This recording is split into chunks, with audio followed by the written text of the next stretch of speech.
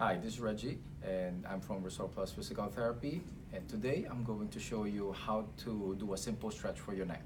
A lot of times when we have a lot of stress at home or even at work, or when we have neck pain, we get muscles to spasm up, so the muscles on the neck gets a little tight there. How do we stretch that? One simple stretch is what you can do is put your hand top of the ear on one side. I want you to put the other hand, either you can sit on it, put it under your leg here, or you can just simply hold on to the chair, or in this case, I'm sitting on the table, on a treatment table. So in this position, make sure the shoulder is back and your chin is not forward, you're not slouching. So you're sitting up straight, and top of the ear here, and I want you to stretch sideways, and then you'll feel gentle stretch in this area, and hold that for 20 to 30 seconds. Then I want you to relax.